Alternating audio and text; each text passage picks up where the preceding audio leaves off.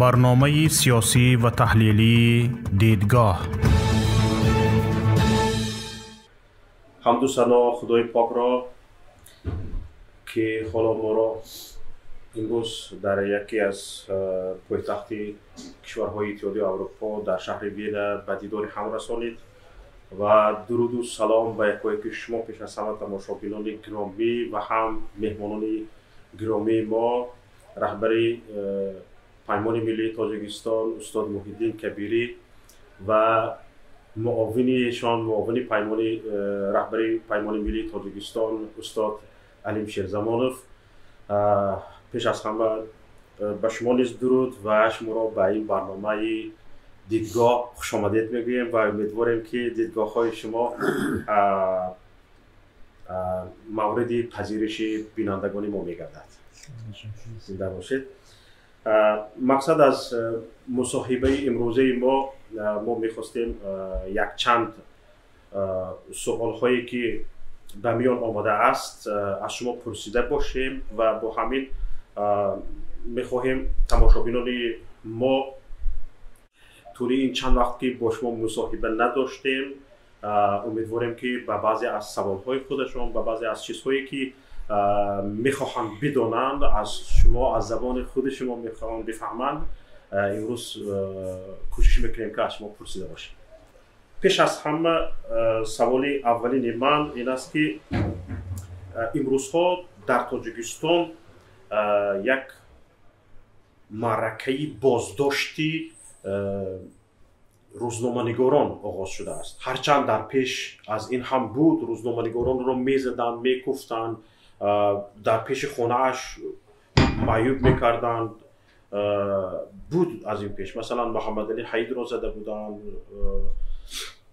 حکمت الله سیف الله زاده را زده بودند، اما حالا نه فقط زدند، الکی باز حالا حکمت الله سیف الله زاده هم در زندان هستند، محمد علی حید هم از روزنامه‌نگاران شناخته کشور در زندان هستند و این باز دوباره یک معرکه نو آغاز شده است که الکی پای در پای روزنامه‌نگاران پشتی پنجره هرچند زندان نباشد هم بازداشتگاه رفته ایستادند و بازداشت روزنامه‌نگاران را و بلاگران را برای چی یک بار حکومت همین خیلی آغاز کرد همیشه بروز؟ به فکر شما استاد اول میخواستم از شما پرسم. بسم الله الرحمن الرحیم. من تشکر میگم با شما برای این صحبت.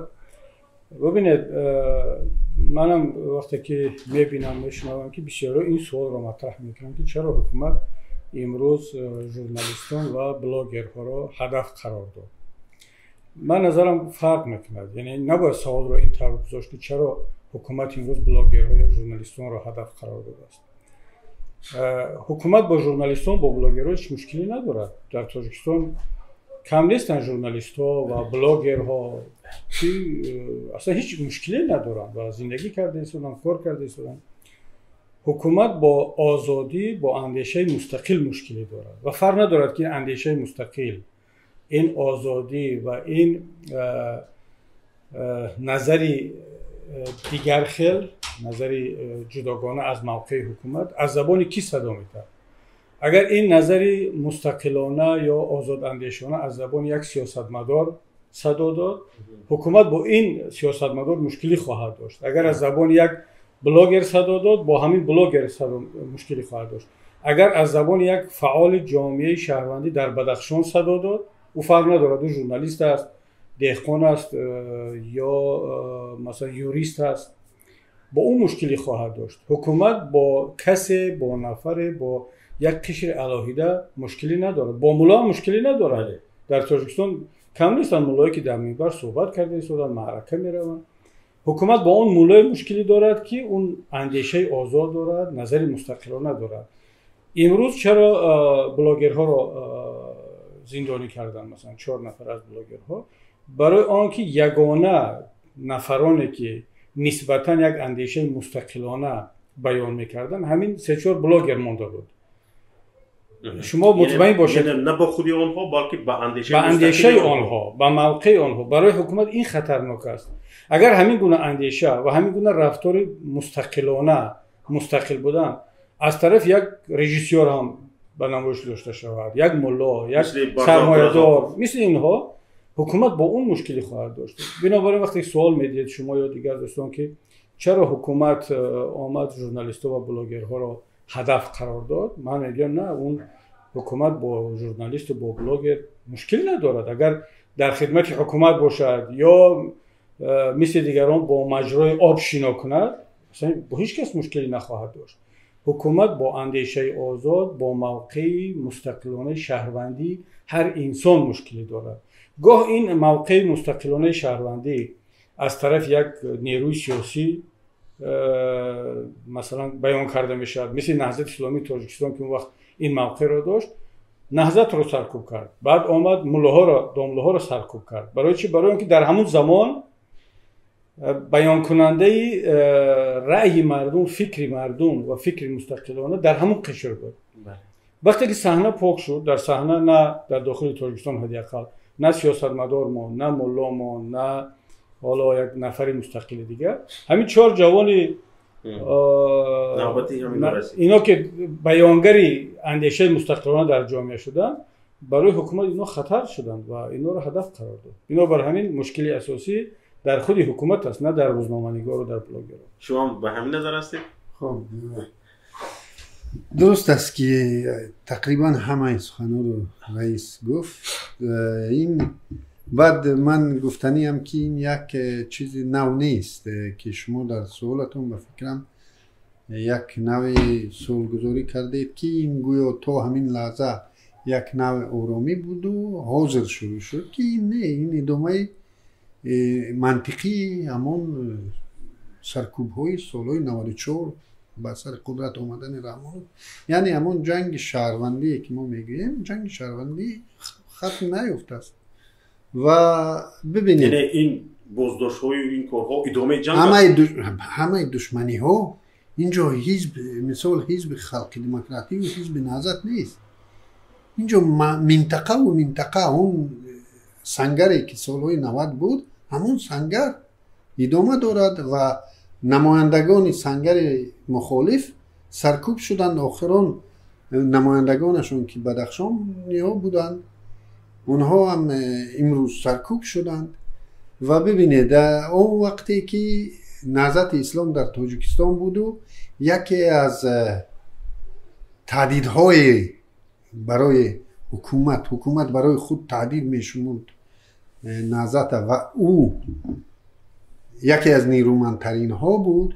در آنجا روزنامه‌نگاران مستقل، حقوق شناسان مستقل، جامعه مدنی مستقل، شخصیت های علیحده مستقل خیلی آزادتر بودند. و چه خاطر؟ به اون خاطر که خب یک دشمن قوی تر است، یک حزبی مخالفی یک دشمن قوی تر است، تا او دشمن سرکوب نکنیم. خب اینها در حاشیه بودند. و اگر دقت کرده باشید همین مسئله بدخشانی ها و نهضتی ها پای هم بودند، یا بدخشانی ها یکم سرکوب می شدند و نهضت بعد، یا نهضت و بدخشانی. 2008 بدخشان سرکوب کردن شدند، 2012 نهضت هنوز عمل میکرد.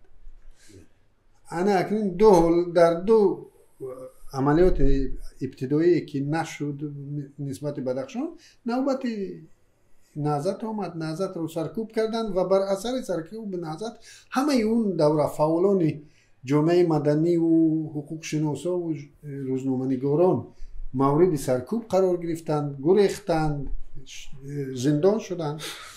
این دفعه هم باز همون مردمی که سرکوب شد، مردمی که قتل عام شد و یک مدت در هراس بود، آهسته باز بیدار شدن گرفت و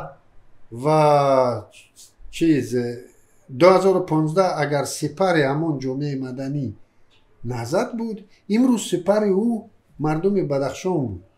بله. تا مردم بدخشان سرکوب نشد، اینها را حتی اجازت داشتند که حتی در بعض برادرای بعضی مسائل اجتماعی رو بعضی برادرای ما حتی حدس می‌زدند که اینا مصلحت پیشکی کار کرده ایستادن، یعنی با حکومت یعنی حکومت برای سرکوب بدخشانی‌ها که اونها جنایتکارن اینها را نشان میدهد که ما سرکوب نمیکنیم برای موقع برای دیگر، ما با جنایتکارا مبارزه می‌کنیم و اکنون که بدخشان را از نگاه خودشون شکستن نوبت اینو رسید و این هنوز عاقبت کار نیست. بله. حالا همینجا رسانه ها خبر دادن که در نشست های مطبوعاتی مسئولین مقامات انتظامی خبر دادن، معلومات دادن که عبدالله غربتی عضو حزب نهضت اسلامی تاجیکستان بوده است و زاقبک سید امینی رو هم گفتن که با مخالفین همکاری میکرده است. عبدالستار پیر محمدزاده رو هم به اکستریمیسم متهم کردن. حالا ببینید همین قدر حزب نهضت اسلامی تاجیکستان اعضاهای بقوت داشته، از ژورنالیست‌های نامی اعضاش بوده است. شما خبر داشتید؟ اصلا برای من فخر می بود اگر این برادران و دوستانی که درباره‌شون صحبت را کردن عضو نهضت می بودن. نهضت هم جز این جامعه است، اونا هم جز همین جامعه هستند و ما برای یکدیگر بیگانه نیستیم. اما ببینید اگر فردا برای مثال امام علی رحمان با یتیم مشکلی پیدا کرد یا با رمضان رحیم‌زاده یا با پروکورور گنرالی یا حتی با یکی از عضو خانواده خودش و او رو اگر عضو نهضت اعلان هم کرد من تعجب نمیکنم. بله. یعنی عضو نهضت اعلان کردن برای امام علی رحمان یا برای حکومت امروزه گویا یک جنایتکاری پست‌ترین که دیگر اصلا بخشیده نشود. وقتی که عضو نهضت اعلان کرده دیگر او نسبت شما میتونید هر گونه جزا را و هر گونه نامردی را، هر گونه تجاوز و غارت رو استفاده برید و هیچ کس حق نداره دیگر از اون نفر دفاع کند. برای چی؟ برای وقتی که امام علی رحمان سال 2015 نهضت رو سرکوب کرد، برادران ما رو زندانی کرد، یک ایده رو کش، یک ایده دیگر رو مهاجر کرد و گفت که اینا رو به خاطر آن کرده است که اینا اعضای حزب نهضت اسلامی تاجیکستان هستند و جامعه این رو پذیرفت، جامعه این رو هضم کرد. بله. و هیچ کس دفاع نکرد از نهضت، اعضای نهضت، بغیر از چند نفر مثل بزرگمهر یاروف که خودش را هم زندانی کردن. و این یک سیگنال بسیار قوی بود برای جامعه که من هر کسی را عضو نهضت اسلامی تاجیکستان اعلان کردم، دیگر بخش‌های جامعه حق ندارند که از او دفاع کنند، حتی اگر مظلوم هم باشد. و وقتی که امام علی رحمان و حکومت دیدن که این اسلوب کار داد، نتیجه داد، حالا دلخواه انسان رو میارن متهم به عضویت نهضت میکنن. برای چی؟ برای اینکه دیگران جرأتی از او دفاع کردن نکنن. اگر دفاع کردن متهم به خیانت میشن. اینجا یک نکته دیگر هم هست، ببینید.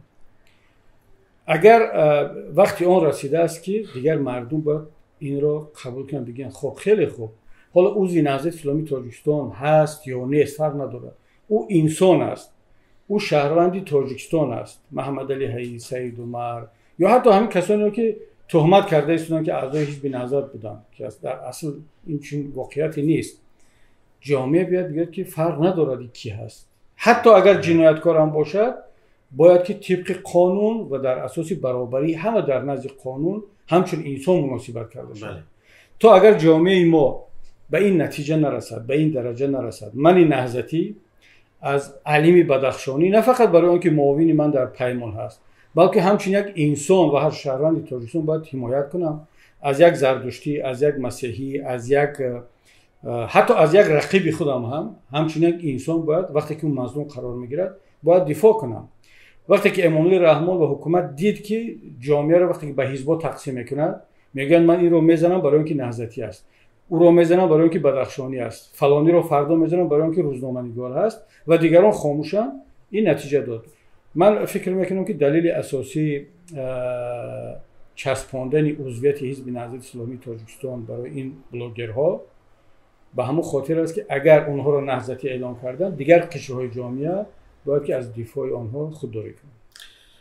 اینها که خودشان دویم در وقت صحبتشان در برآمدهایشان میگفتن که ما هیچ ربطی به احزاب سیاسی نداریم. من نه به مخالفین نه به یگان حزب سیاسی که در تاجیکستان فعالیت رسمی دارن با آنها یگان ربطی نداریم. این فعالیت ما فعالیت آزادانه مستقلانه ژورنالیستی است. چرا حالا میبینیم قریب که اتهام کنی ها با یک مضمون است، یعنی با حزب نهضت اسلامی تاجیکستان همکاری کرد. اینجا من یک چیز رو قید کردنی هستم که با همین اتهام چسبانی ها مگر حکومت خودش مخالفین رو رکلام نکرده ایستاده است. یعنی همینقدر ژورنالیست‌های نامی، ژورنالیستانی که از همه ژورنالیستان دیگر با فعالیت‌های گسترده خودشان، یعنی با مردم بودن‌ها، مشکلات اساسی جامعه رو بررسی کردن‌هایشان، محبوبیت‌ها در بین مردم داشتند.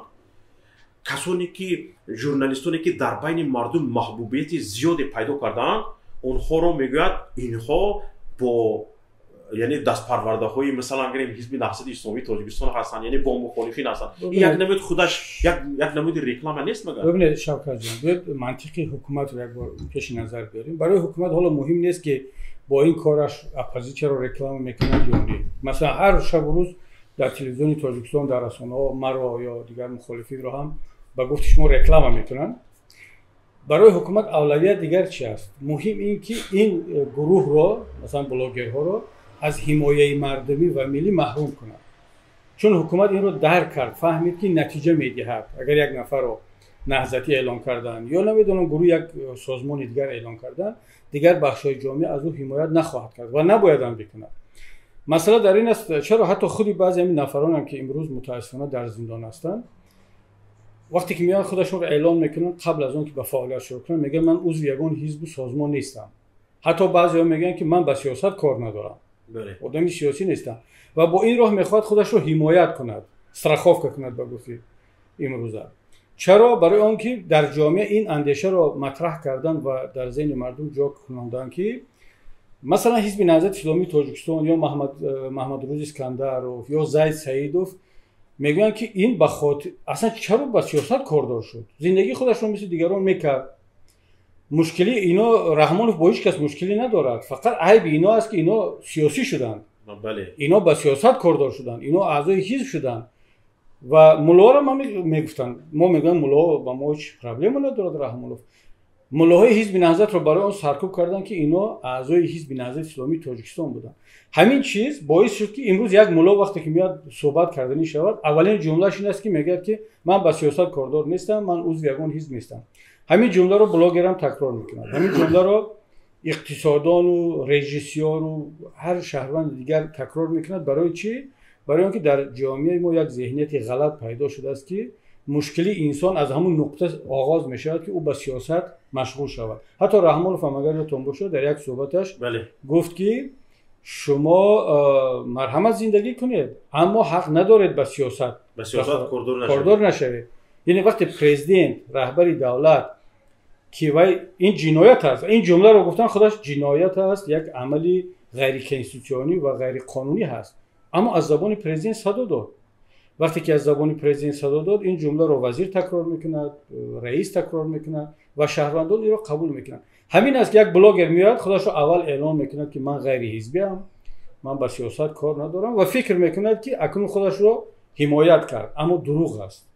من در قسمت اولی صحبت گفتم که رحمان با یگان حزب مشکلی ندارد. اگر با حزب مشکلی میداشت خودش رئیس حزب نمیشد. بله. در پارلمان امروز 5 حزب داریم. با یگان ملا با هیچ کس مشکل ندارد. رحمان با اندیشه آزاد، با انسانی مستقل مشکلی دارد. بله. فکر شما چی است؟ همینجا من درباره رکلام کردنی مخالفین پرسیدم. نه همین با گفت رئیس همین گپ اساسی همه گپو در همین نهضتی گفتن و 24 گفتن و پیمانی گفتن و نمیدونم باز با کی کجای دیگر بردن، این اجازتی همین جامعه تاجیکستان شد که اینا اجازت دادن یک گروه شهروندانش رو سیاه قلمداد کردن. یعنی یک وقتا فرض کردیم در آلمان یا در دیگر جا مثال یهودی چه عیب داشت که او یهودی رو سیاه کردن و کسی که با یهودی دست داد یا یگان حتی دست داد او الکی گناهگار شد، او الکی ناپاک شد. همین کار تمام رژیم‌های خودکامه میکنن و اون چیزی که رئیس گفت مقصد در اینجا است که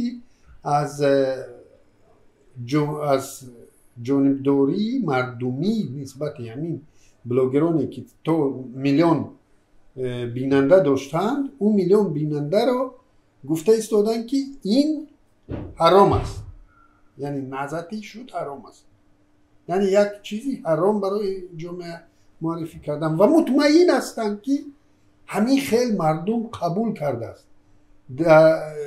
شاید گپ شما جان دارد که مردم در عموم در خب علنی بترسن، لیکن در دلشون شاید محبت بیشتر شود و باید همچنین باشد، نه به خاطر اون که نهضتی است یا دیگر است.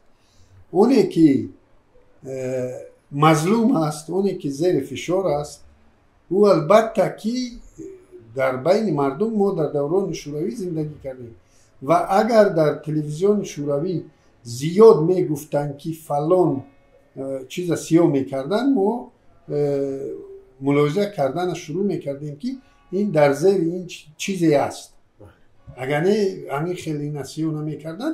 خود اکادمیک ساخروف، من که در شوروی بودم صنف نو میخوندم، اکادمیک ساخروف نمیشناختم.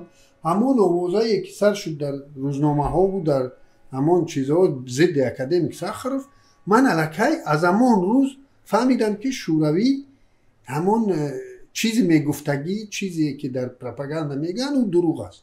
از همون پرونده اکادمیک ساخروف من الکی فهمیدم.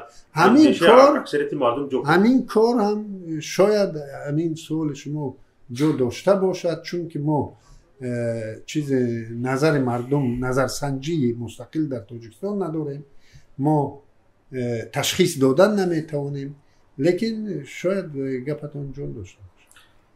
حالا از این گفته هر دوی شما استادان من چنین خلاصه گرفتم که یعنی این بازداشت ها با ژورنالیستان و با مخالفان یعنی آخری کار نیست.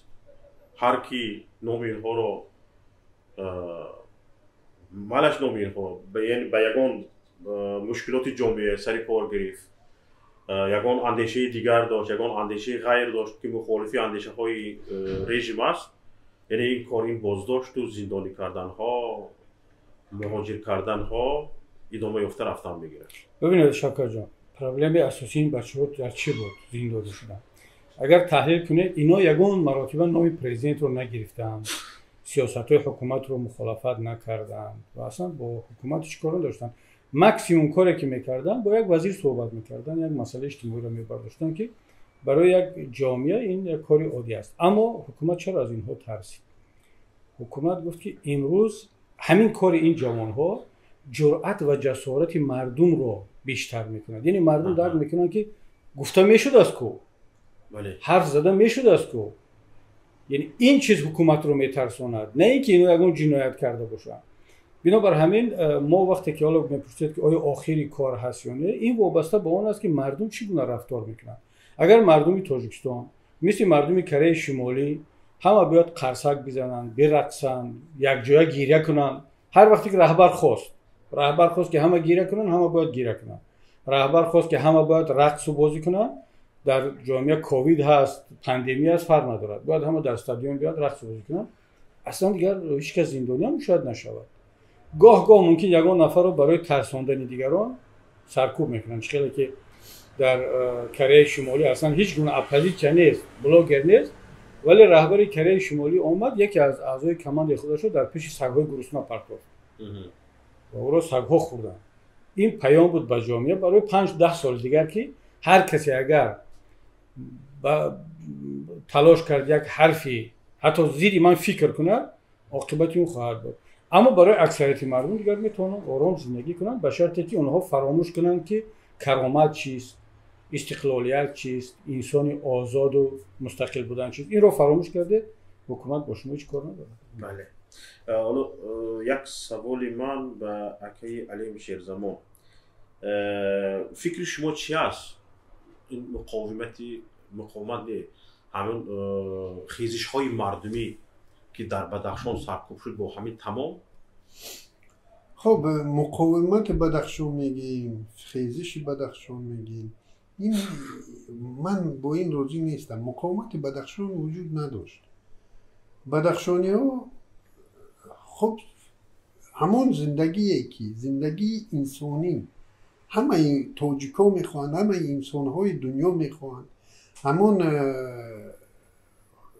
چی میگن خودسری مقامات رو نمیخوان. مثال هر یک تاجیک، هر یک انسان تحقیر میشود، به عزت نفسش میرسد اگر یک منصبدار بیرون از قانون بالای تو بیاید و یک حکم کند. یعنی تو باید برو، خودتون تصور کنید که یک منصبدار بیاید و بگوید که برو وای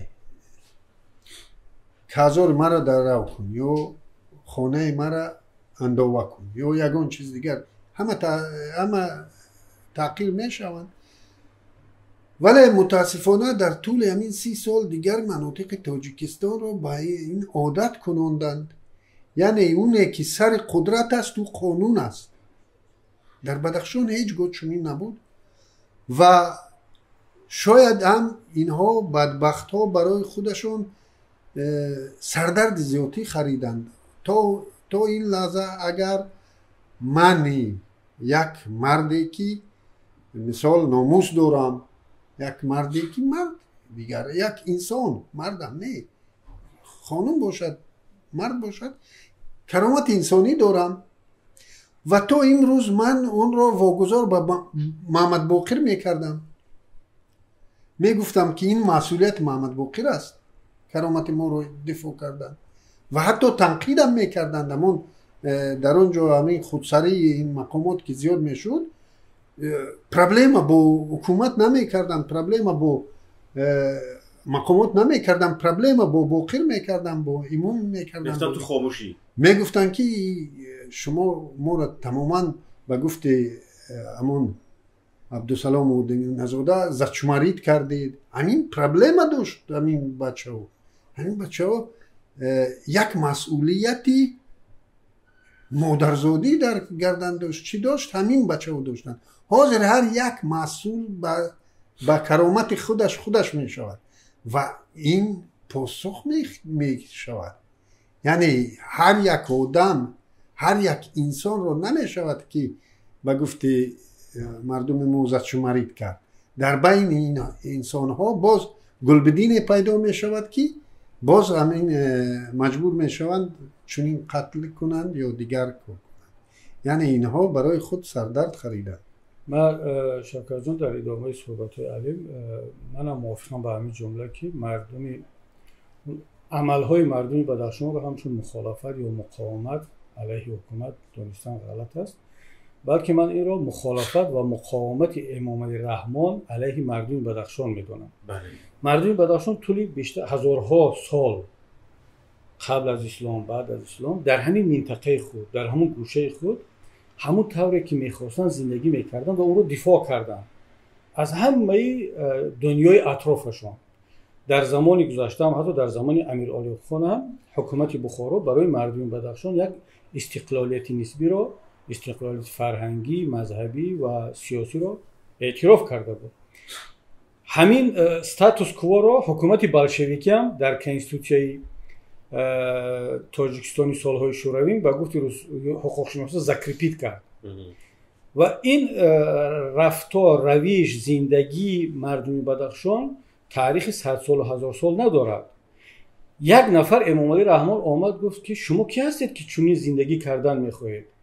شما از مثلا چرا من توانستم مردم سوخت و کلاب و دوشنبه و فیض آباد و ختلان را، رشت را در قالب خودم جا کنم، اما یک گروه مردم بدخشان میخواهند که دیگر خیر باشد. شما کی هستید؟ و اینجا امام علی رحمان مخالفت کرد، مقاومت کرد و گفت که من شما رو میشکنم بر ضد مردم. و یگانه پیامش این است که یگانه راه شما این است که اگر میخواهید زنده باشه مثل دیگران بودن است. امام علی رحمان نمیفهمد که این مردم برای دیگر بودن، حالا کی میدونه که مردم امروزه بدخشان که در اینجا زندگی کرده ایستان در بدخشان ما قبلا چند هزار سال پیش در کجا زندگی میکردن؟ اینا به خاطر دیگر بودن پرتوختن همه چی رو آمدن در کوه خودشون جایگیر کردن مثل اکثر دیگر کوهستانی ها. اما چون امام علی رحمان این رو نمیفهمد، مثل هر دیکتاتور دیگر میخواد همه را یک رنگ ببیند، اینجا مشکلی پیدا شد و پرابلم در مردم بدخشان نیست. اصلا مردم بدخشان با رحمان چیکار دارد؟ مردم بدخشان میخواد زندگی خودش رو مثل پیشینه ادامه بدهد باشد، اما امام علی رحمان نمیخواد که مردم بدخشان همون طوری که میخوان زندگی کنند. درست. حالا اینجا گپ از بدخشان برآمد، از هر دوتون من یک خواهش دارم که آشکارا جواب گفتگی باشین، چون که در همون خیزش های مردمی تظاهرات که 5000 نفر مردمی بدخشان در میدان جمع آمدن بعد از کشته شدنی گلبدین و دلیل کشته شدنی او را 5000 آدم، زیاده از 5000 نفر آدم طلب کرد و چند تظاهرات های دیگر شد که در اونجا مقامات گفتن این دستی علیم شیرزمان است، این دستی محیدین کبیری است، دستی پیمان ملی تاجیکستان است. من میخواستم همینجا شما چند بار در رسانه ها رد کردید، درست، اما یک حزبی یا یک سازمانی مخالفین یا که مثلا مثل پیمان ملی تاجیکستان یا که حزب نهضت اسلامی تاجیکستان عموما دست در همین گونه تظاهرات های آسایشته نداشته باشد، در کجا دست می‌دارد؟ مثلا شما گفتید ما دست نداریم، واقعا دست نداشتید، هیچ یگان تاثیر نداشته در هم پیمان ملی تاجیکستان نداشت تاثیر یگان خیلی. خب یکم من به این سوال پاسخ میدم، از دکتر شریعتی میخونم، همین سحر اینا در اینترنت گفتم، میگه دکتر شریعتی به دوستی گفتم چرا دیگر خروستان نمیخوند؟ گفت همسایه ها شاکی شکایتگر یعنی بودند که صبح ها ما را از خواب خوش بیدار میکند، ما هم سرش را بریدیم. آنجا بود که فهمیدم هر کی مردم را بیدار کند سرش را خواهند برید. در دنیایی که همه از مرغ تعریف میکنند نامی از خروس نیست، زیرا همه به فکر سیر شدن هستند نه به فکر بیدار شدن. یعنی حاضر مرا در بدخشان عیبدار اساسی خودی مردم بدخشان میشناسد، زیادش نمیگویم 100% میشناسد، چون که من آواز بلند کردم. یعنی مرا همچون دعوتگر قلمداد میکنند. این موقع شخصی خودم بود، چون که من احساس میکردم هنوز از سال 2006 احساس میکردم که همین روز به سرمون میآید و هر دفعه تلاش میکردم که از این بدبختی پیشگیری کنم و این دفعه هم مردمی که نسبت آنها نمیشد گفتن گروه های متشکل جنایی، یعنی همین جوانایی که استادگری میکردن، من از دیگران طلب کردم که برای اینها سپر شوم. یعنی دیگرها رو دعوت کردم که بیایید به میدان رسید که فرزندای شما رو کشتنی هستند و این طلب من بود. این رو من همان روز و ساعت هم گفتم که من اگر پیروزی به دست آوردیم، پیروزی به معنای اون نه که رحمان رو فراستخ کردیم، نه، پیروزی به معنای اون که همین برادران خود و فرزندان خود رو به کشتن ندادیم، این پیروزی است. اگر پیروز شده، خب هر کس این دستاورد خود میشناسد، لیکن اگر خدای ناخواسته ما شکست خوردیم، تمام عیب گردن من میشود و من این مسئولیت رو قبول کردم. این ویدیو هنوزم هست میتوانید اون رو تماشا کنید. خیلی به شغلی است. یعنی بله اگر چونین یعنی اون چیزی که شریعتی میگه اگر همون خروسی که او میگه من شده باشم یعنی هشدار داده باشم و همون هشدار من باعث شده باشد که اینها قطعی تر شدند و خب همین به قتل عام مردم دست زدن. بله لیکن همچون یک تشکیلات همچون سیاستمدار من همیشه تا همین 25 نوامبر همه مردم میتواند تماشا کند. من بدخشان را از سیاست خیلی کنار میگرفتم، از سیاست خودم، و دروغ نشود پیمان ملی هم همیشه میگفت که خب نه فقط بدخشان، مردم داخل را ما باید حدی اکثر حمایت کنیم و این برادران روزنامه‌نگار که امروز متهم به همکاری با ما شدن ما حتی برای اونها لایک نمیموندیم و کامنتر نمیکردیم که نشود که اونها بسرشون بلا نبیارن. ما به اونها همین پیامک هم یگان بار ننوشتم. اگر من همین یعنی پیمان ملی رو تروریستی اعلام نمیکردن و همین خیل نمی بودم، البته من افتخار از آن می داشتم و سخت می خواستم که با دلیر امام علی، با و عبدالستار، با زوقبک، با همه اینها من می خواستم مناسبت نزدیکتر داشته باشم، صحبت داشته باشم و باعث افتخار من می بود که می گفتم که این رفیق من است، جوره من است یا دیگر است. لیکن به خاطر امنیت اینها ما خود رو خیلی کنار می گرفتیم که اینم نادرست است، چون که ما هم شهروندیم، ما هم برای یک ورزشکار تاجیک ما هم فخر میکنیم، میخواهیم با او شناس باشیم یا با دیگر یک آوازخوان خوب یک دیگر، او هم وطنی ما است. ما که همه زندگی همون سیاست نیست که ما هم میخواهیم خرسندی داشته باشیم، ما هم میخواهیم با یک برادر روزنامه‌نگار باشد، نویسنده باشد، شاعر باشد، با او صحبت بدون سیاست داشته باشیم. لیکن ما خودداری کردیم و هم نسبت بدخشان ما خیلی با احتیاط بودیم که نشود که من با برادرم تماس نمی گرفتم طول 5 سال، با یگان از خانواده‌ام طول 5 سال تماس نداشتم. به خاطر چی؟ به خاطر اون که یگان کس را ما نشود که چی کنیم، به گفت مردم ما پدستاوت کنیم. بله شاکن جان، پیمان ملی تاجیکستان نه من نه علی نگان نیروی خارجی دیگر کمترین دخالت را در حادثه‌های بدخشان نداشت و نمیتوانستم داشته باشد، نه از لحاظ پولی نه از لحاظ سیاسی. و اگر ما کمترین دخالت میکردیم، حتی توصیه و دستور هم از غرض بیرون میدادیم، شک نکنید که مردم بدخشان یا هر مردم دیگر در داخل اولین جوابشون خواهد بود که شما کی هستید از خارج در اروپا نشسته با ما دستور میدهید، و هیچ کس در داخل این رو قبول نخواهد کرد.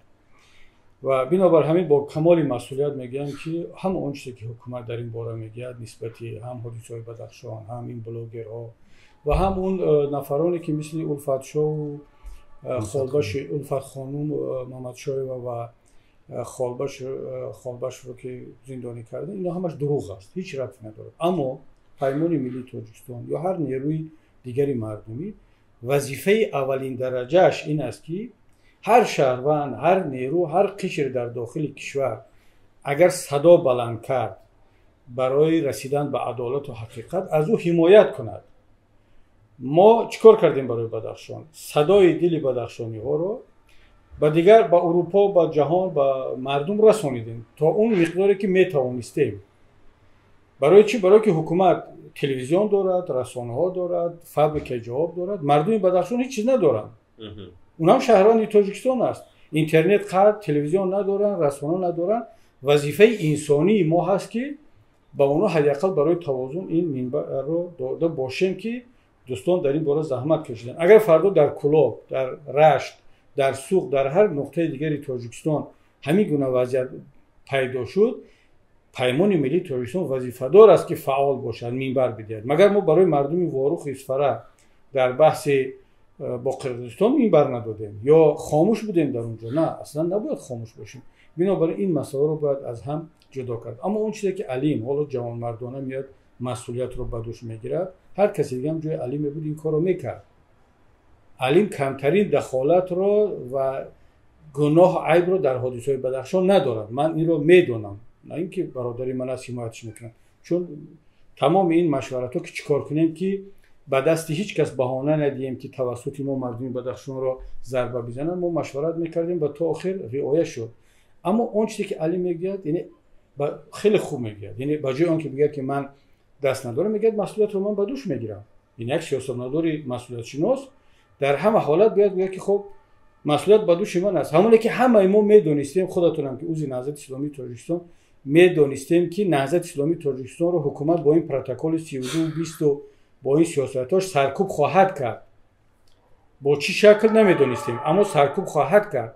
امروز وقتی که سرکوب شد و برادران ما زندانی شدند و حزب پراکنده شد، بعضی‌ها میان میگن که کبیری گناهکار است. در زمان رهبری کبیری این حادثه افتاد. من میگم بله، اگرچه همه میدونیم که این کار میشد و گناهکار اساسی کی است، میگم بله، چون در زمان رهبری من این اتفاق افتاد، مسئولیتش رو من به دوش میگیرم و باید به دوش هم بگیرم.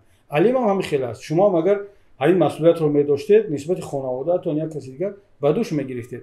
بنابراین همین ما این دو یک مسئولیت معنوی رو از مسئولیت قانونی و حقوقی جدا باید کرد. از لحاظ قانونی و حقوقی ما هیچ گونه مسئولیت نداریم، زیرا هیچ دخالت نداشتیم، ولی از لحاظ معنوی ولی همه ما در باره آنچه که در تاجیکستان می‌گذرد ما مسئول هستیم. درست.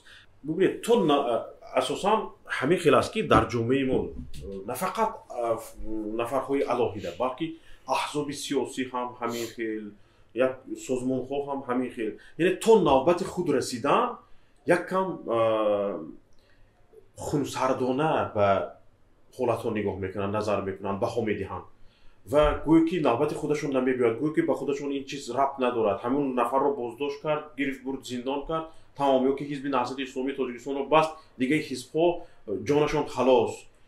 دیگه اساسا در جامعه ما حتی احزاب سیاسی هم همین خیل، نفرهای علاقیده هم همین خیل مناسبت میکنن. چرا همین خیل است؟ ببینید عرب‌ها از ضرب المثل خوب دارند، اگر متنش رو فراموش نکرده باشم، اکلت یوما اکل ثور الابیض، یعنی گاومش سیاه گفت که من همون روز خورده شدم که گرگ گاومش سفید رو خورد. گرگ چیکار کرد؟ دید که با دو گاومش قوی زورش نمیرسد، آمد با اون گاومش سیاه گفت که من گرسنه‌ام، باید یکی شما رو بخورم، این طبیعتی من همین است، خوردن شما. اما بهترش بیا اگر تو خاموش بیستی و کنار بری، من همین سفید رو میخورم میرم، تمام دیگه با خودت کاردار نیستم. خب این گاومش هم گفت که خب دیگه بخورد. برادرم از دوستم در یک چراگاه میچره ولی و او رو خورد گرگ و این کاردار نشد. بعد چند مدت داشت گرگ از نوع گرسنگیش باز خروج کرد، آمد به طرف گاومش سیاه. گاومش سیاه فهمید که کارش تمام شد و این گپ رو گفت که من همون روز خورده شدم که اون را خورده بودی، یعنی مرگ من همون وقت رسید. حکومت‌های دیکتاتوری هم میان با جامعه همین گونه رفتار میکنن، مثل یک گرگ با گاومش‌ها. میگن که مثلا یک زمان مثلا که نهضت اسلامی تاجیکستان فعالیت میکرد، بدخشان رو زد. ما همه بودیم، بدخشان رو بار اول نمیزنن، سال 2008 زد، 2012 زد، دیگه رو همه بودیم در داخل تاجیکستان. محمد رضا اسکندرov رو زندانی کردن، همه در داخل تاجیکستان بودیم. زاهد سعیدov رو زندانی کردن، همه در داخل تاجیکستان بودیم. حتی معاون رئیس نهضت اسلامی تاجیکستان ایشون شمس‌الدین خان رو زندانی کردن، ما نهضت اسلامی تاجیکستان در داخل تاجیکستان بودیم و از معاون رئیس حزب حمایت نکردیم. برای چی گفتیم شاید خودش یک کمبودی کرده است، حالا چرا من بیام از این دفاع کنم؟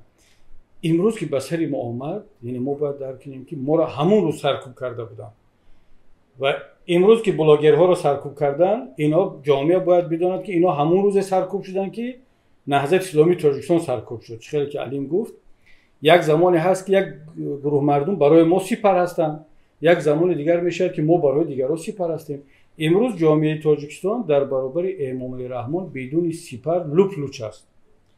نه نهضت هست دیگر، نه حزب دموکراتی هست، نه بدخشانی هست، نه بلاگر هست. امام علی رحمان هر کسی را بخواهد سرکوب خواهد کرد بدون آنکه یک کس از او دفاع کنه. یعنی این سیاست تفریق انداز و حاکمیت کن رو دیکتاتورها خوب آموختن. بنابر همین حالا اگر بازم شاید شعار مانند شعار می شود، تکراری گفته ایستادیم، ولی جز این دیگر علاج نداریم که بگیم که خب دیگر همون جمله که اول گفتم، دیگر بس اکنون تاجیک‌ها رو به هم از هم جدا کردن و گفتن این سغدی، این بدخشانی، این نهضتی، این پیمانی، بلکه بیایم هر یک پرونده رو، هر یک حادثه رو همچون انسان و همچون شهروند بها بدیم.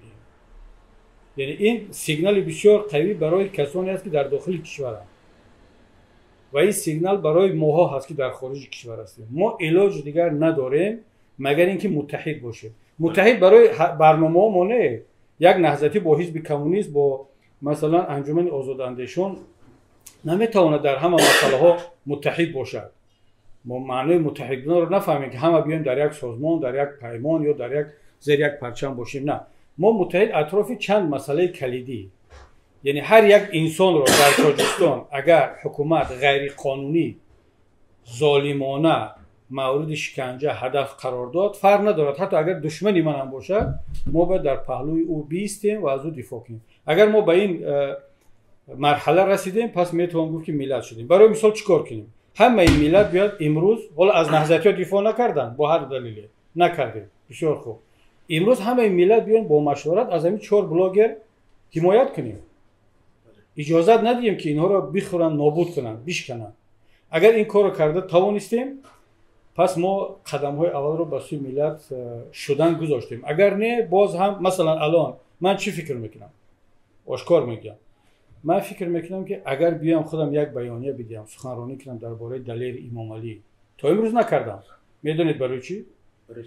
برای آن که میترسم اینکه خویشاوندان دلیر امام علی و پیر محمد زاده یا ذوقی بیک و غربتی و بچه‌ها باز مرا متهم به آن نکنن که خودت چیکار داری با فرزندی ما. وقتی خودت گپ زدی، دل یا پرونده بچه ما سنگین‌تر میشود. کاش که خاموش می‌ایستادی. برای چی؟ برای حکومت با آنها میگه که حالا فریب میکند، چون خیلی که بچه‌های ما رو فریب کردن، میگن که شما مثلا حتی فرزندان معاون مرا، سید عمر حسینی رو گفتن که شما در بیرون در خارج خاموش باشه. ما با پدر خود رو ممکن که امام علی رحمان یک بازبینی کنه در پرونده پدره. وقتی که میاد به من میگه که با ما همین پیام از داخل از خش تبار شد، چیکار کنم؟ من وظیفه ایمانی و وجدانی خودم میدونم که بگم خب خیلی خوب، چون نمیخوام پسر رو جراحت دار کنم که به خاطر پدرش.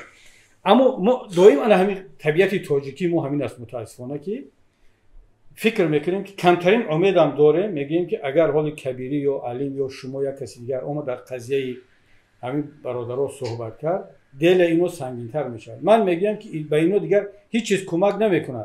یگانه چیزی کمک میکند که ما قوی بیستیم و صحبت کنیم. حمزه نبیره ما رو کی آزاد کرد برای از تاجیکستان؟ وقتی که ملت یک جای ایستاد. فاطمه دختری شبنم رو، اون ژورنالیست دیگر رو، خیرالله میرسیدی رو. یعنی این چند پرونده نشان داد که اگر ملت متحد باشد، ما گوش نکنیم که خش تباری و یا چی میگن. وقتی که زید رو زندانی کردن، خانواده زید سیدوف که دوستی من از زید اومدن گفتن التماس شما همچون دپوتات همچون رئیس خاموش بایستید. برای چی؟ اگر که شما گپ زدید میگه که بین اینو دوستی و ارتباط هست، پرونده پدر من سنگین میشه. مگر پرونده پدرش سبک شد، 29 سال زندانیش کردن. درست. من امروز پشیمانم که حداقل وظیفه دوستی و برادری خودم رو انجام میدادم، درباره زید سعید و در داخل کشور صحبت میکردم. اما خانواده نموند، اومدن خواهش کردن که شما صحبت نکنید. حتی ببینید من یادم هست که محمد روزی اسکندر رو وقتی که زندانی کردن، ما گفتیم بیانیه صادر کنیم. امروز ما متهم به آن هستیم که چرا در قضیه محمد روزی اسکندر خاموش بودیم. ما خواستیم بیانیه صادر کنیم. اعضایان حزب دموکراتی تاجیکستان، شاگردان محمد روزی اومدن گفتن که التماس شما بیانیه صادر نکنید. برای چی؟ برای اینکه ما کوشش کرده ایم که خودمون رو همچون یک حزب دموکراتی دنیوی معرفی کنیم. اگر شما بیانیه صادر کنید، کشورهای غربی از محمد روزی حمایت نمیکنن. یعنی باید کشورهای غربی از او حمایت کنن و ما اثبات کنیم که ما از حزب نهضت اسلامی تاجیکستان جدا هستیم. التماس شما بیانیه صادر نکنید. ما بیانیه صادر نکردیم. حالا هم دقیقاً درباره همین دلیر و پیر محمدزاده و درباره غربتی همین موقع رو داریم. ما بیانیه صادر نکنیم، من خاموش باشم که با آنها مشکلی نشه. به نظر گفتید که همین نادرست بود. چرا همین چیز تکرار بشه؟ حالا ببینید من میخوام ما به این قناعت اول برسیم، همه ملت به این قناعت برسیم و شروع کنیم. یعنی الان من دیگر نیت خاموش ایستادن در قضیه این بلاگرها و در قضیه اینها ندارم دیگر. حتی اگر بیاین علیه من صحبت هم کنن.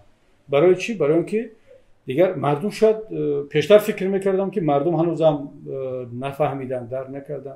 ما یک بار خطا میکنیم، دو بار خطا میکنیم، سه بار میکنیم. وقتی اون رسیده است که دیگران در قضیه نهضت صحبت کنن، نهضتی در قضیه مثلا یک حزب دیگر صحبت کند، ژورنالیست صحبت کند، اون وقت برای حکومت سیگنال میشود، بسیار یک پیام قوی میشود که اکنون دیگر این ملت رو جدا کرده نمیشود، وگرنه تا آخر ما خیلی باقی خواهیم.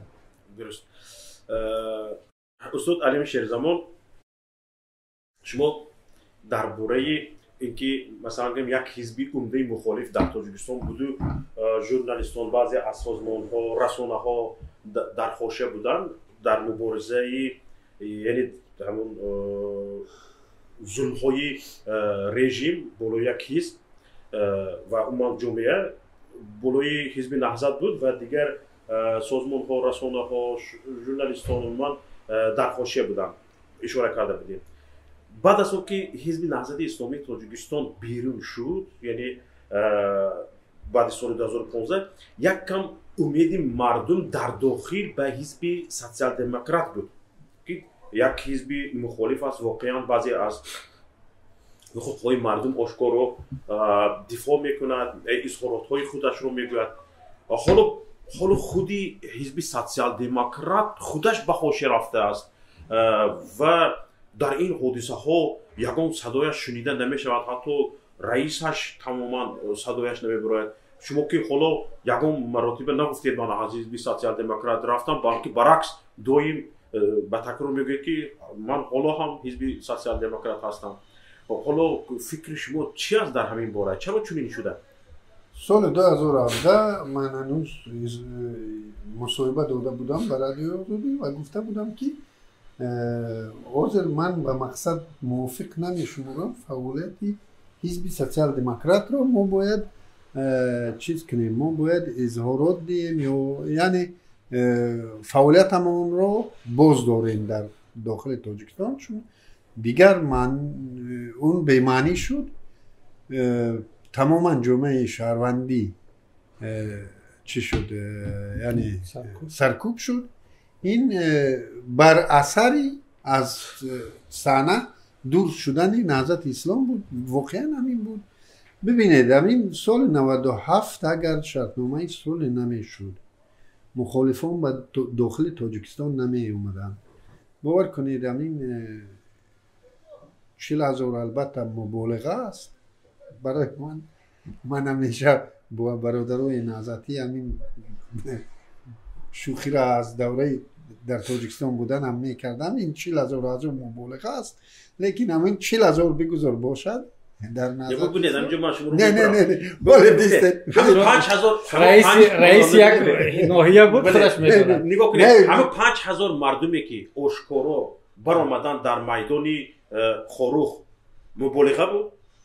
نه وای برای حزب نبرآمد. من امروز دیگه نهایتا چی شد؟ عذر بیستیم. همین 40,000 تصور کردیم که هست 60,000، لیکن اکثری همون باور کنید 80% همون به حزب وارد شده. در بدخشان خودم میگم وارد شده، بر اساس اون وارد شدن که اکنون اجازت فعالیت سیاسی روی راست هست. یعنی اونها اومدن در یک چارچوبه به گفت خودمون قانونی حاضر تا اون وقت گویا عموما نه فقط نظر، عموما یک مخالف بودن جنایت است. برای یک شهروند شوروی مخالف بودن جنایت است. حتی در روسیه این روزه هنوز مخالفت سیاسی جنایت است. یعنی نوالنی رو زندان کردن 80% راضی هستند که او جنایت صادر کرد، نه به خاطر اون که جنگل رو دزدید، به خاطر اون که مخالف پوتین است، او جنایتکار است. این برداشت شوروی در مردم ما بود و همین 97 سال شرطنامه صلح همین قانونی کرد مخالف بودن را، قانونی کرد عضو جامعه مدنی بودن را و زیاد مردم با امید اون که دیگر اجازت هست، اجازت فعالیت سیاسی است، وارد شدن و امروز که بعد از صحنه دور شدن نهضت همه سرکوب شدن، اونها شاید پشیمان از کارشون هم شدن و نهضت حزب سوسیال دموکراتی تاجیکستان هم با در صحنه وجود داشتن نهضت نیرو بود. با از بین رفتن نهضت اون نیرو از بین رفت، چون که همون ادوکات هایی که من که رئیس سازمان ولایتی حزب سوسیال دموکرات بودم، حتی اون لحظه که یکمین آدمی که بعد 92 از یک تلویزیون برومند روس زبان روی راست هویله را تنقید کرد یا رحمانوف را، شخصا این من بودم اگر در خاطر یکم آدم و خیلی دغل گفتم و 2013 برگشتم. به کدام خاطر؟ شورت قدرتوف گفت که یکم من خودم تو رو در ایرپورت استیچت میکنم. همین 5 رسانه خبری، 2 ادوکات خیش تبار در فرودگاه آمدن و هراس نداشتند از کسی، مرا وخوردن و بعد 2 ساعت بازداشت مرا اجازت دادن در اومدم. همون حتی همین مخالفان بیرون یگان تاش باور نمیکرد که من آزاد میرم تاجیکستان. یعنی اون وقتی که هنوز نهضت اسلام در پارلمان بود، نهضت اسلام بود، ما بسیار برادران ناعدالتانه در همون مورد همه کم بودیم. بله من بسیار تنقید از نهضت میکردم در داخل و لیکن بسیار ناعدالتی هم نشود که همون روزنامه نگار، حقوق شناس، یعنی همون حقوق شناسایی که بعد 2015 بزرگمهر رو دیگر زندان کردن، دیگر حمایت نیست. حمایت چی نیست؟ ما دیگر سود نداریم. من دیگر عذر دیگر دلیل نیست که من یگان گناه نکردم، یگان جنایت نکردم، من آماده ام جواب دادم. من همین خیل بودم تا 2015 من همین خیل بودم که من آماده ام جواب دادن و 2015 هم رفتم با KGB با بیانات دادم همه چیز، چون که من مطمئنم که 2014 الکساندر صادقوف رو که بازداشت کردن، من مطمئن بودم که من جنایت نکردم و من اثبات میکنم، چون که من مطمئن بودم که ادوکات ها هستند و ادوکات کار کند. همین اعتماد داشتم. بعد 2015 تمام دیگر این از بین رفت. حاضر در برادران بدخشانی که زیاد از 250 نفر در بازداشت قرار دارند و امید به ادوکات دارند و با امید به اون دارند که من جنایت نکردم و چنین بیاناتی هم که بر خودم ضرر نشود اصلا در قصه نباشند. چی بیانات نتی، چیز نگویی، چیز در تلفنت گوش نکرده باشند، کجای نرفته باشی، کدام ادوکات نداشته باشی، حکمت خوانده شده است، حکمت برآورده شده است، اون رو خواندن مونده است. تمام همون تفتیشات همش بیهوده. بله. همین خیلی دیگر نسبت دلیر، همین خیلی دیگر نسبت عبدالله غربتی، شاید همین خیلی باشد که در همون بولاها هنوز تصمیم قطعی نیست، لیکن از ادوکات و از روند سود اصلا وابسته است. حالا بعد از همین سرکوبی ها و موفق شدن در سرکوبی ها، بعضی ها میگویند که واقعا رژیم توانسته ایستاده است و بعضی ها به این علاوه میگویند که این از ضعیفی مخالفین است. فکر شما به این چی است؟ بله رژیم تومونیستی سود است. نامردی رو همه میتواند. این نامرد بودن، غیر انسانی رفتار کردن رو همه میتواند. برای در چارچوب قانون بودن، در چارچوب اخلاق و فرهنگ رفتار کردن خیلی اراده لازم است و من فکر میکنم که اگر خیانت، دروغ، جنایت کردن، نامردی کردن نشانه قدرت و توانستن باشد، ولی اونا میتونن. باید قرصک بزنیم و اتفاقا شعار خوب هم دارن، میگن ما میتونیم، ولی شما همه نامقدور رو کرده میتونیم، ما نمیتونیم. در این مسئله ما ضعیفیم. اگر هر کسی بیاد بگه که سیاست جای نامردی است و جای دروغ است و پس شما اگر نامرد بودن نمیتونید، دروغ گفتن نمیتونید، در سیاست چیکار میکنید؟ من میگم که غلط است که سیاست جای نامردی است. سیاست هم مثل دیگر پدیده های انسانی است، مثل اقتصاد، مثل فرهنگ، مثل ورزش، معارف. خب هست ورزش جوانمردانه، هست ورزش نامردانه یا نه؟ هست اقتصاد حلال، هست اقتصاد حرام. یعنی پس چرا سیاست همش باید حرام باشد؟ چرا سیاست همش نامرد باشد؟ نامرد باشم زنده باشم. نامرد باشم زنده باشم. اگر در این دنیا مثلا میگن مثل گرگ باید رفتار کرد. من فکر میکنم که این دلیل انسان‌های جنایتکار و ضعیف است که آنها همچون انسان رفتار کردن رو نمیتوانند و شعار گذاشتن که ما میتوانیم. ولی من میگم حلالتون باشه، شما هم نامقدور رو میتوانید. اما من وظیفه‌م این است که باید اثبات کنیم که یک انسان، یک سیاستمدار میتواند به هدفش در چارچوب قانون، اخلاق و سیاست حلال برسد. در مجموع اگر نگاه کنید ببینید سرکوب شدن نهضت، صلح ما، جنگ ما، سرکوب شدن ما، هجرت ما، اینا برای ما و شما واقعا زندگی خودمان هست. یعنی یک انسان 70 سال زندگی دارد، از همین ممکن 20 25 30 سالش زندگی عاقلانه و با ثمر هست. ما و شما همین 20 30 سال رو در هجرت و در مبارزه و زندان گذرانده ایستادیم. برای ما همین است. اما در مقایسه با تاریخ ملت، تاریخ بشریت، این یک نقطه هست، یک زمان، یک لحظه حساب می شود. ما نباید به خاطر همین یک لحظه بیایم بگیم که من مثلا توانست فلانی، بله فلانی در همین یک لحظه توانست این کار کند. اما تاریخ ملت، خاطره ملی ما این هزار ساله ها هست. این در تاریخ ثبت می شود که محی الدین کبیری در همین لحظه چی رفتار کرد، چیکار کرد. اشتباهی من هم ثبت است، کارهای خوبی من هم ثبت است، از رحمان هم ثبت است، از شما هم ثبت می شود. بعد این رو بها میدیم که امام علی رحمان میتوانست دیگر گونه رفتار کند که نکرد. من میگم بله میتوانست. کبیری میتوانست دیگر گونه رفتار کند که نکرد. بله یک کس میگه میتوانست ولی نکرد. برای من شخصا این مهمتر است از آن که امروز یک کس بگوید که رحمان پیروز شد و کبیری شکست خورد یا نهضت شکست خورد و فلان فرانت خلقی مثلا پیروز شد. نه، این رو تاریخ بها میدید. من به اون بیشتر باور دارم. درست. حالا همین شب روزها این زمان بعد از سرشوی جنگ در اوکراین یکم وضعیت در تمام جهان تغییر خورده است.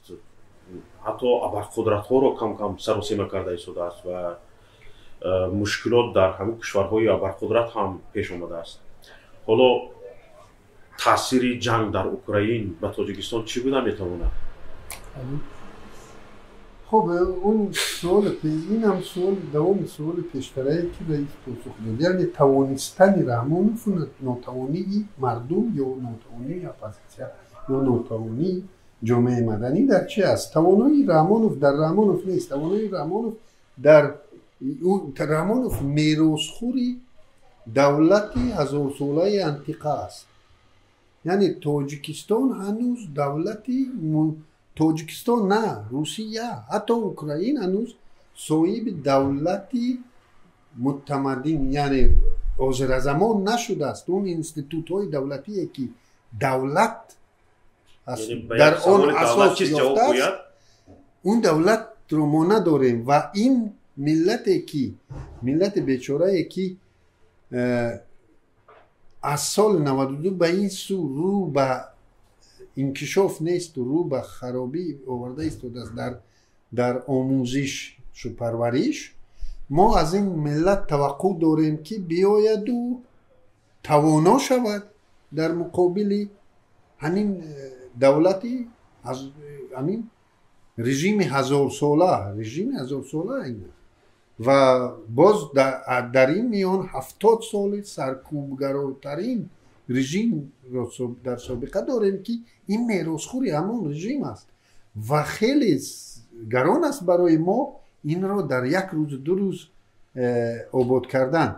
ولی ببینید برای اروپا 200-300 سال لازم بود، لیکن برای ما ضرور نیست که 200-300 سال ما هم به همون آزادی رسیم که اروپا رسید، چون که سرعت ها بلند شدند و این نشانگری همین جنگ اوکراین هم نشانگر آن است که سرعت های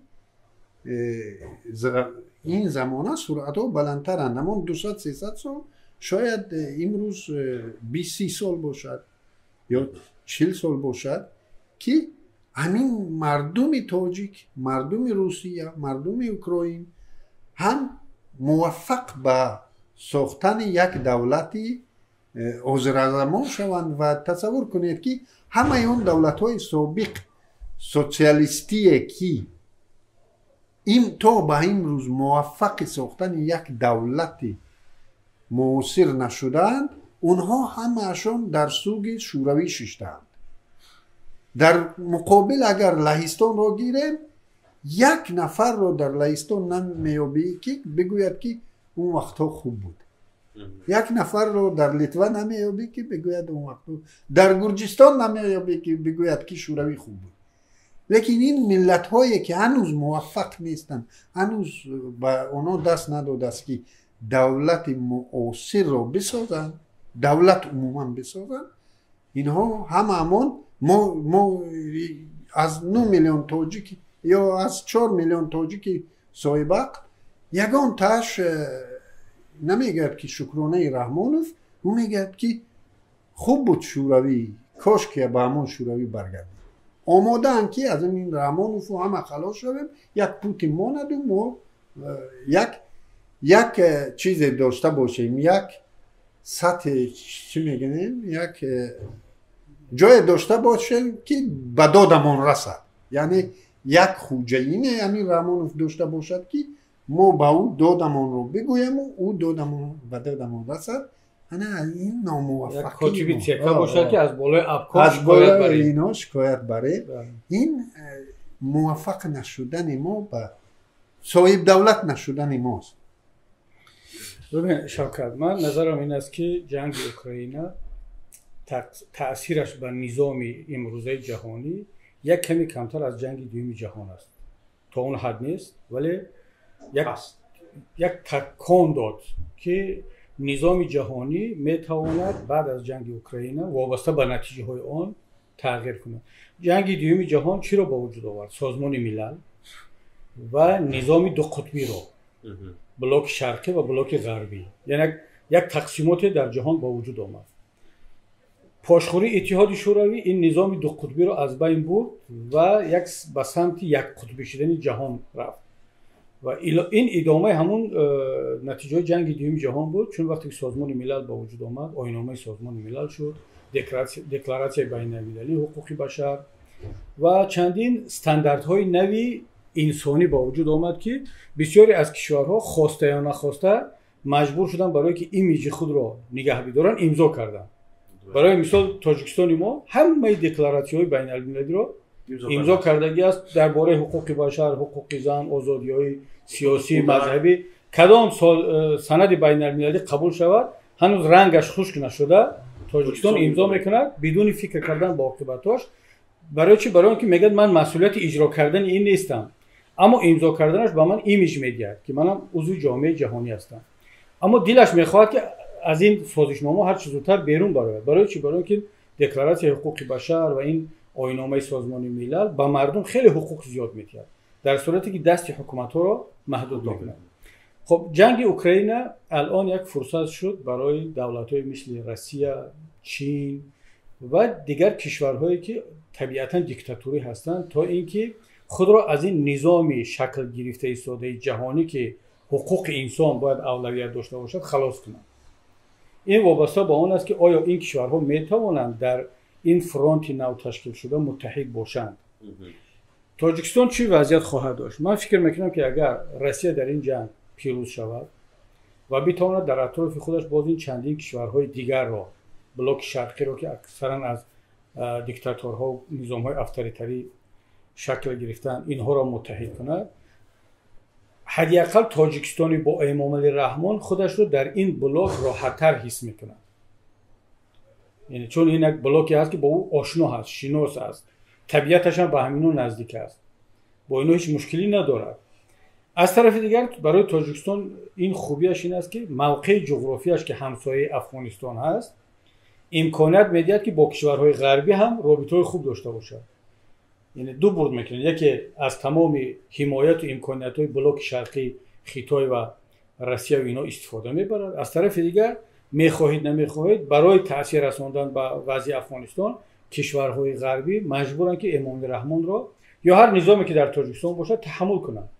این وضعیتی با گفته روسا اونیکالنی، نادر برای آینده تاجیکستان بخصوص برای حکومت امام رحمان خیلی فرصت‌ها را پیش میارد. اما اگر بالفرض در این جنگ اوکراین کار با اون سمت برود که با طبق پلان پوتین یا روسیه و اینها نیست و اوکراین بتواند مستقلیت خود را حمایت کند و یا تریتوری خود را برگرداند و این بلوک شرقی شکل نگیرد و این یک ضربه بسیار قوی بر ضد امام رحمان و این کشورهای دیکتاتوری میشد. برای چی؟ برای آنکه اثبات میشود، دلیل هست که حتی یک ملت خرد هم مثل اوکراین هم بعد از گرجی ها میتوانند در برابر یک کشور قوی خود را حمایت کنند، استقلالیت، کرامت، شرافت و این را صاحب شوند و این به ملت ها جسارت میدهد، از آن جمله به ملت تاجیک. بنابر همین من حالا باید میگم که منتظر شد که جنگ اوکراین به چی انجامد و وابسته به اون بعد درباره آینده تاجیکستان که بیشتر روندهای سیاسی داخلی ما به سمت دیکتاتوری بیشتر می رود یا به سمت یک کمی باز شدن، این خیلی وابسته از نتیجه این جنگ هم است. تشکر. یک سوال آخران مانده است. حالا از فعالیت هایی که مخالفین تاجیکستان دارند یک قسمی از جامعه قناعتمند نیستند و همین و میگویند بسیار از بین بردن همین رژیم یا اینکه به میان آمدن اصلاحات دور کشیده شد، به میان باید اصلاحات به میان بیاید، همگی به این هم‌آواز هستند، همصدا هستند، لیکن همین چیز دور دراز طول کشیده شده است و آیا همین حالت باعث نمی شود که از همون بطن جامعه باز یک گروه دیگر یا یک سازمان یا یک حرکت دیگری مخالفین به میان بیاید که گوید من از مخالفین امروزه دیده خوبتر و بهتر و هرچی زودتر اصلاحات را به میان میبیارم و این رژیم دیگر از بین میرود. خب در این مورد یک چیز مردم احساس میکند، یک گروه مردم درک میکند، یک گروه مردم احساس میکند که خب تغییر نظام، اصلاحات نظام بدون خشونت شدن نیست، ولی هر یک انسان خواه تاجیک باشد، خواه اروپایی باشد، خواه کسی نباشد، کمترین خشونت رو نمیپذیرد تو مدتی و همین باعث می شود که خب من و خودت ما چه پیشنهاد میتوانیم کردن به جامعه که با همین راه رویم ما میتوانیم به اصلاحات دست یابیم به یگان خشونت و چقدر مهلت میخواهد، چقدر ذخیره ها میخواهد، چقدر ذخیره انسانی، ذخیره مالی میخواهد، یعنی این رو ما پیشکش کردن میتوانیم به جامعه و یک نیروی دیگری نوی سیاسی که میگه پیشنهاد کردن میتواند شاید باشد، شاید لیاقت ما به این سطح نرسیده باشد و ما ندیده ایستاده باشیم و شاید جامعه پخته رسیده باشد، من نمیدونم. لیکن با برداشت من از توقع مردم تاجیکستان این است که توقع مردم تاجیکستان اساسا ما چند روز بحث هم در این مورد داریم که ما را همین تبلیغات روسی و تبلیغات مسلمانی شرقی و تبلیغات چینی هم متقاعد به اون کرده است که در اصلاحات را در دنیا همین سه چهار بر قدرت خواهند میکنن، نخواهند ما دیگر یعنی به اراده ما، از اراده ما وابسته نیست. من به این راضی شده نمیتوانم، فقط به اراده ما وابسته است، اراده ملت تاجیک، مردم تاجیک وابسته است. اراده ابر قدرت ها اون است که آیا همین افغانستان یا تاجیکستان یا دیگر کشورهای هنوز جایش را در دنیا نیافته مرزهاشون همان خیلی باقی میمونند یا نه. یعنی این در اختیار شاید ابر قدرت ها باشد حاضر که در اوکراین است. لیکن اون چیزی که چی رقم زندگی در این منطقه میشود، چی رقم سیاست میشود، چی رقم عوض قدرت میشود، یعنی انتقال قدرت در این کشورها میشود، این از اراده ما وابسته است و من نمیخوام باور کنم که تو لیاقت ما فقط به زندگی نباشد و به مرگ. یعنی همه انتظار داشته باشیم که پوتین میمورد و که رحمانوف میمورد و بعد یکی چیزی شود. من امید از آن دارم که ما لیاقت زیستن بیشتر داریم از آن که لیاقت مردن. ببینید من چقدر که علیم هم گفت، ما همیشه روزا هر وقت فرصت شد با هم بشینیم همیشه این سوال رو مطرح میکنیم که برنامه ما چی است، ما چی میخواهیم، نقطه ضعف ما کدام است، آیا اپوزیسیون امروزه میتواند مردم رو به یک جا برساند یا نیاز به یک نیروی جدید داریم. اتفاقا همین شب ما با بعضی بچه‌ها در همین بینم صحبت داشتیم که آیا وقتی اون نرسیده است که ما همین نسل امروزه اپوزیسیون برویم کنار، یک گروه جدید بیاید، یا طرف دیگر سوال میگذارد که اگر حالا کجاست همون گروه جدیدی که گفته ایستاده ایم؟ در گریزون، در افق نشانهاش هنوز معلوم نیست. نشانهاش همین 4 تا جوان بلاگر بود که آمدن گفتن که نه حکومت نه اپوزیسیون، ما میتوانیم مستقلانه حرف ما رو بگیم، سرکوب شدن. یکی از نشانهای دیگرش پیشتر گروه 24 با شعاری که هم حکومت گناهکار است هم اپوزیسیون و هر دو اینا دیگه به در نمیخورن، ما هستیم. خب چند سال این شعار کار داد و رفت. ببینید مبارزه سیاسی طول نفس میخواهد، یعنی مثل یک انسان ماراتون میدود. شما وقتی که ماراتون دویدنی هستید 42 کیلومتر، نیروی خودتون رو در کیلومتر اول با یک سرعت بلند که خرج کرده نیمی اون رو دویده نمیتوانید. بسیاری ها سیاست رو همون سپرینت حساب کردن، 200 متر، در صورتی که سیاست این ماراتون هست. تو باید تا با آخر باید رفته رسیدن و اون نفست رو، نیرویت رو حفظ کرده توانستن. بنابر همین من نگاهم به این روند سیاسی خیلی واقع بینانه و آرام است. سال 2016 وقتی که من اروپا اومدم، 2015 هجرت کردم، 2016 اروپا اومدم، تا 2018 اصلا من خاموش بودم. چقدر ما رو تنقید کردن. خودم کردم. بله شما تو دیگران هم کبیری خاموش است، ترسیده است، کجا هستی، این چه رهبر است. وقتی از من میگفتن که مردم به داد اومدن، حتی برادرای حزبی اعتراض کرده است، چرا برآمد نمیکنه، در کجا است کبیری، چرا گپ نمیزنه.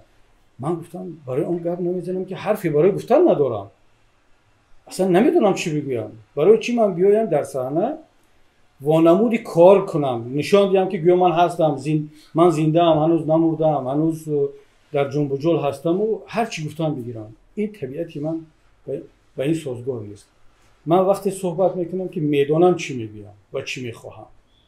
من در حالت گریزگی، در حالت شوک، بچه‌ها زندانی، اصلا خودم نمیدونم در کجا مستقر شوم، در اروپا، در آسیا، ایران، ترکیه، افغانستان، آلمان.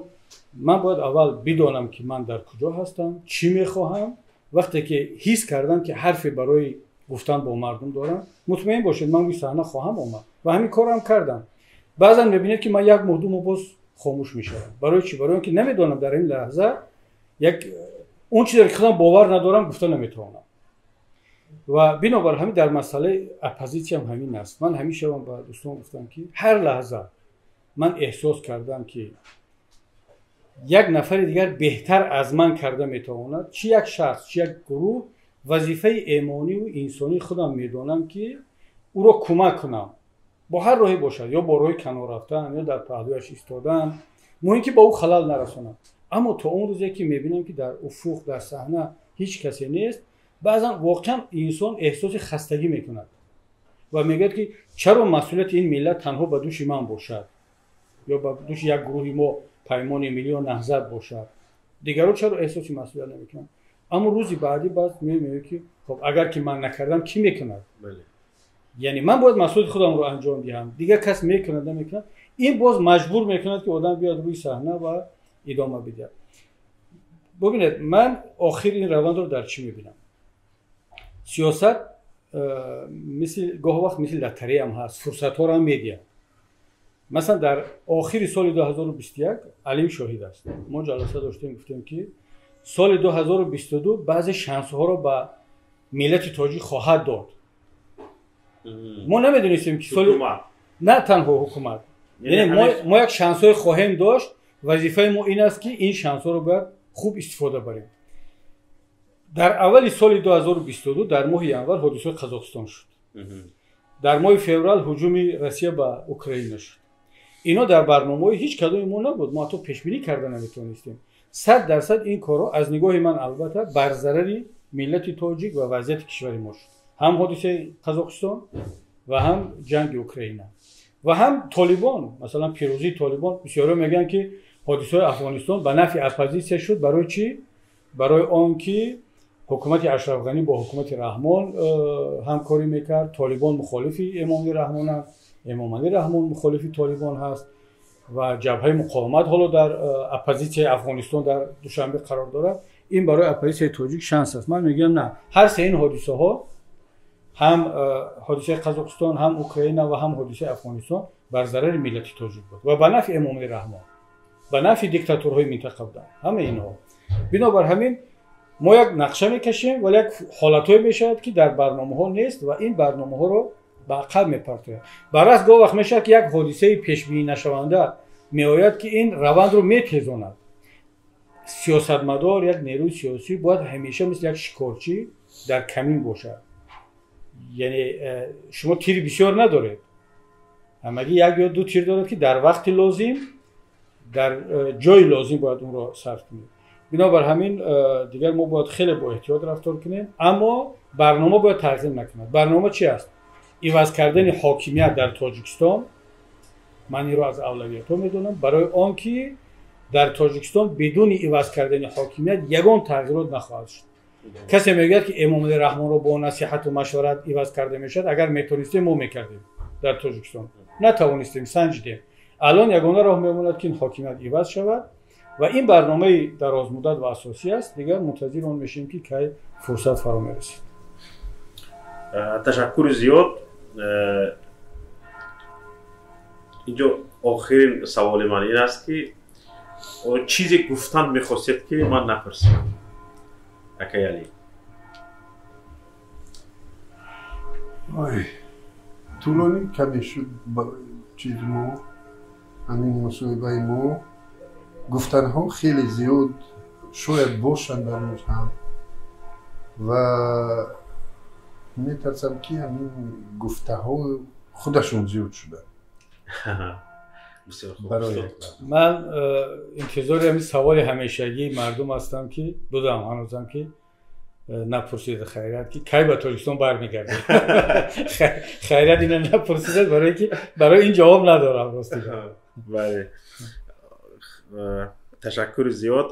تماشابینان عزیز، همینجا مصاحبه ما با رئیس پیمان ملی تاجیکستان استاد محیدین کبیری و معاون ایشان استاد علیم شیرزمان به پایان رسید. امیدوارم که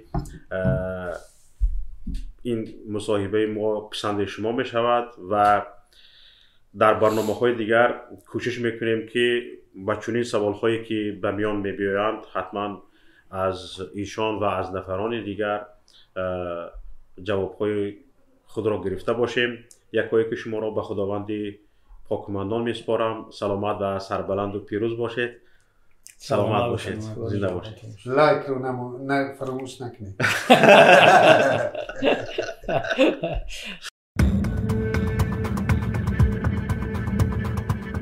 برنامه سیاسی و تحلیلی دیدگاه